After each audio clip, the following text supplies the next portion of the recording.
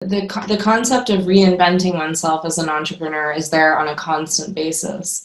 And you have done it at least 3 times, going from being an MTV presenter to an artist, and then an activist, and now an artist activist, in that so much of your work is purpose oriented, and your painting is speaking to a bigger cause. And I know environmentalism is of very much significance to you. Yeah.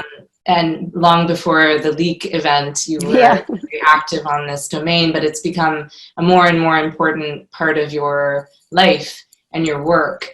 And as the world is changing so much now, I think everyone is reevaluating how are we living in this world? How are we contributing to this world, not just in terms of the economy, but also in terms of the environment? How have you thought about reinvention and reinventing yourself? And what do you think the opportunities are for small businesses today who might be forced into lockdown, but and might not be able to do much, but how can they think about reinventing themselves and taking this as a moment of opportunity rather than a moment of crisis? Well, if you are on Instagram and Facebook already, you have a good base, because you will probably have some followers, and those followers you can connect with.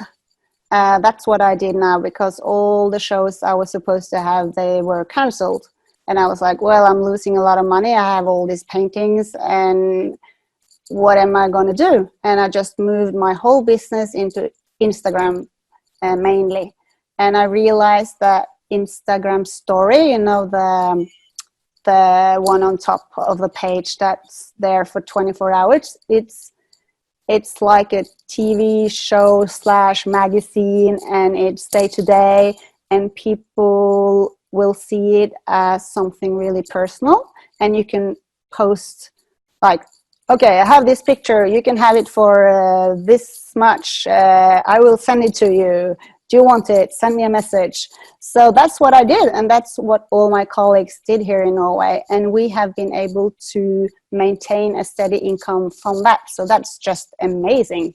So I think a lot of artists have realized that you can make your own money. You're not dependent on the gallery, which is a good thing, and that can be the case for so many small businesses. That you don't be afraid to show what you have. We have a very famous person here in Norway who said, sell the berries you have, because he's a hotel king now, Petter Stordalen.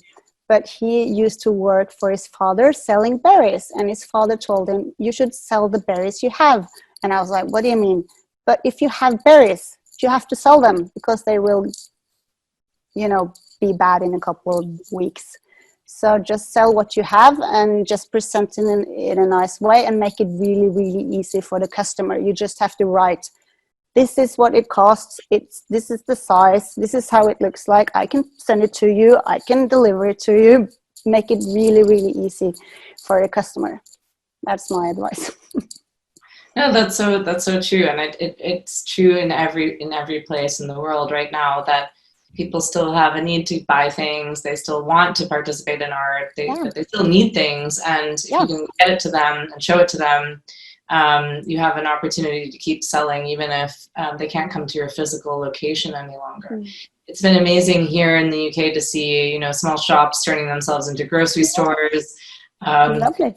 At the side of the road in India, people used to sell fruit selling masks, and the entrepreneurial spirit is just so extraordinary that constantly think about a new way to do things. But I think this whole idea that you can be even more empowered as a small business online than you realized, using tools like Instagram, Facebook, social media to promote your own story and not have to rely on other people is hugely empowering. And it's so great to hear that you've been able to do that and still maintain your income in an area where I would have assumed, one would assume that art would suffer massively because you just can't go and see it any longer.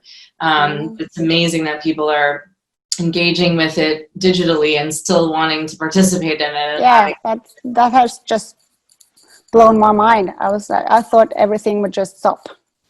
So it's been amazing. Gunilla, thank you so much. This has been an absolute pleasure. Thank you for sharing your roller coaster ride, the highs and lows, your strategies for managing, your top tips for digitizing your business, which I know a lot of entrepreneurs will really appreciate, your courage, your love of color. This has been The View from the Roller Coaster with Gunilla Holm Platu. Delighted to have had this opportunity to talk with you. Thank you so much. Thank you so much, Nadia.